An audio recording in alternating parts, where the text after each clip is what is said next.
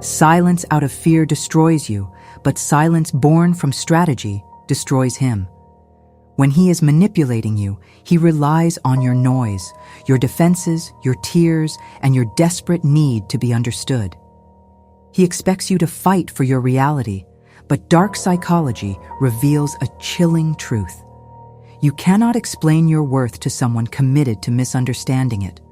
The moment you stop feeding his chaos and start applying these rules, his power evaporates instantly. In this video, we'll dive into the profound, protective, and transformative insights from dark psychology, drawing from lessons I cherished from my own ascent, lessons that taught me that the loudest response is sometimes the one you never voice. Let's begin with the diagnosis, the sensory reality of what it feels like to be under his influence. It usually starts not with a shout, but with a feeling of fog. You find yourself staring at your phone screen, the blue light illuminating a room that feels suddenly colder than it is. You have drafted 3 different text messages, deleting each one, trying to find the perfect combination of words that will make him understand, that will make him see your point of view without triggering his anger or his cold silence. Your heart beats a frantic rhythm against your ribs, a drum of anxiety that drowns out your intuition. This is the state of the empath trapped in the web of a manipulator. You are working overtime, emotionally exhausted, believing that if you just explain yourself well enough, the manipulation will stop. But I remember the dark truth being that he does not misunderstand you because you are unclear. He misunderstands you because your confusion serves his control. The first step to breaking this is realizing that your over-explanation is not a bridge to connection. It is the fuel for his game. This brings us to the first shadow rule. Recognize that his confusion is calculated. Dark psychology always made it a point to remind us that a manipulator acts confused to make you feel crazy. When you say, "This hurt me," and he responds with, "You are too sensitive," or "I never said that," he is not struggling with memory loss. He is actively rewriting history. I recall sitting across from a man who had mastered this art. He would look at me with eyes that seemed devoid of empathy, watching me unravel as I tried to prove my reality. It was humiliating. I felt small, like a child trying to convince an adult that the sky was blue. The moment I stopped trying to convince him was the moment I regained my dignity. You must understand that you are not in a debate. You are in a siege. Stop handing him the ammunition of your vulnerability. When he feigns ignorance, do not offer clarity. Offer silence. Offer a look that says you see right through the performance. The second rule is to starve the beast of its favorite food, your emotional reaction.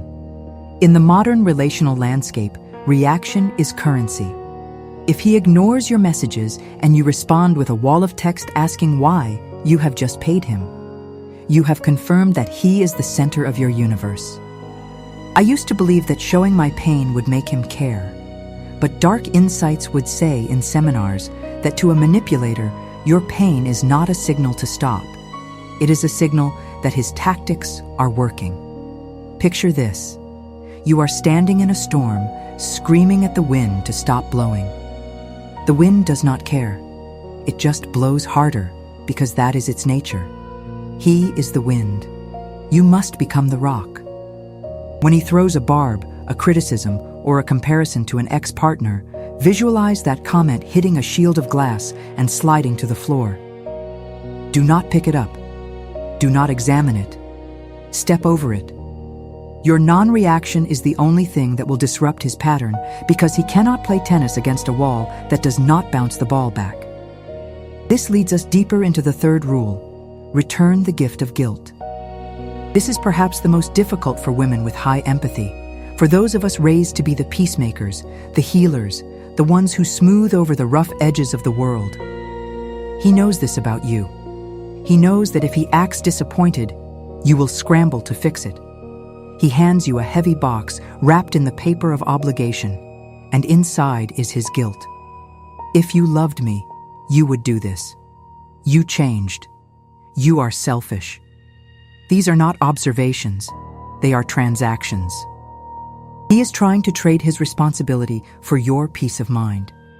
As my inner mentor used to point out, you must learn to look at that box and politely decline the delivery. You are not the warehouse for his emotional baggage. When he tries to make you feel guilty for setting a boundary, recognize that the guilt belongs to him for crossing it, not to you for placing it. Let it sit with him. Let him sit in the discomfort of his own unreasonable expectations. The fourth rule is to speak your truth once and then let it stand like a monument. You do not need to defend a monument. It just is. In my recovery, I learned that I spent hours justifying my no. I would say no, and then add 3 paragraphs explaining why, apologizing for it, and offering alternatives. This dilutes your power. A shadow rule of immense power is the period. I will not accept this behavior. Period. I am not available for this conversation. Period. The lack of explanation signals authority. It signals that your boundary is not up for negotiation. Think of the queens in history or the matriarchs of old. They did not beg for respect. They commanded it by not entertaining the option of disrespect. When you speak your truth fearlessly, without the trembling need for his validation, you shake the foundation of his control. He relies on your fear of losing him. Show him that you have lost the fear, and you become dangerous to his ego. Now, we must address the social programming that keeps us trapped. The fifth rule: reject the role of the good woman. Society, and perhaps your upbringing, taught you that a good woman endures, that she fixes, that she is the bigger person. But in the realm of dark psychology, being the bigger person often means being the perfect victim. I have seen brilliant, vibrant women reduced to shadows because they were trying to be good to men who were being bad to them. It is a tragedy of wasted light. You are not a rehabilitation center for broken men. You are not a school for the emotionally stunted. Your empathy is a treasure, not a doormat. It is not a sin to protect your energy. It is a sin against your own soul to waste it on a void that will never be filled. Refuse the role. Be the wise woman instead. The wise woman knows that some bridges must be burned to light the way forward. The sixth rule is the observation deck. This is a mental shift where you step out of the movie of your life and sit in the director's chair. When he starts his manipulation, maybe he is giving you the silent treatment because you went out with friends. Instead of panicking, go to the observation deck. Look at him. Really look at him. See the immaturity. See the tactic. Strip away the romantic filter and look at the mechanics of what he is doing. It is pathetic, isn't it? It is a child holding his breath until he gets a candy bar. When you observe instead of absorbing, you detach. You stop being a character in his drama and become the critic of his bad acting. This detachment is your armor. It allows you to navigate the relationship or the exit from it with a cool head and a steady heart. The panic subsides because you can predict his next move. Now he will try to make me jealous.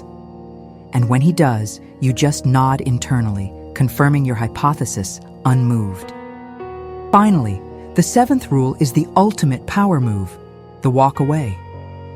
This is not just physically leaving, it is energetically vanishing.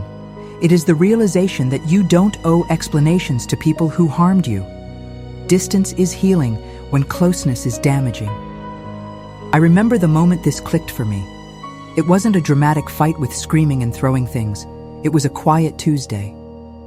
He made a comment meant to cut me down, a comment that usually would have started a 3-day cycle of misery. And I just looked at him, and I felt nothing. No anger, no desire to fix him, just a profound sense of doneness. I realized that my silence was no longer holding back words, it was holding back my essence.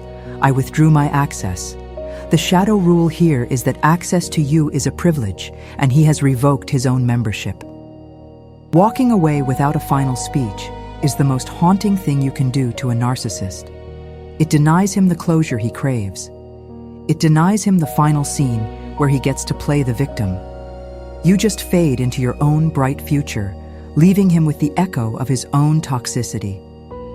The climax of this journey comes when you realize the shift in the atmosphere. You have stopped explaining. You have stopped reacting. You have set your boundaries and kept your guilt where it belongs.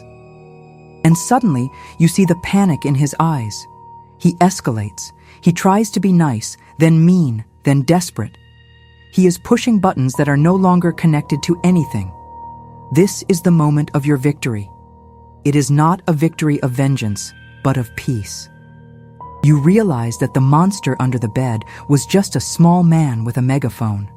The fear that paralyzed you is replaced by a calm, cold wisdom. You are free.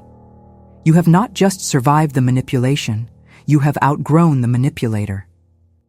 As we conclude this transmission of dark wisdom, I want you to feel the weight lifting off your shoulders. You do not have to carry the burden of his dysfunction anymore. You are allowed to be silent, not out of submission, but out of strategy. You are allowed to protect your peace with the ferocity of a lioness protecting her cubs. Your life is yours to govern. Thank you for joining me on this exploration of dark psychology's profound wisdom. Apply these insights to your own path. Subscribe for more transformative content. Like if this inspired you, and share your thoughts in the comments below. Let your silence be the loudest sound he ever hears. You are safe now. You are awake. And you are unstoppable.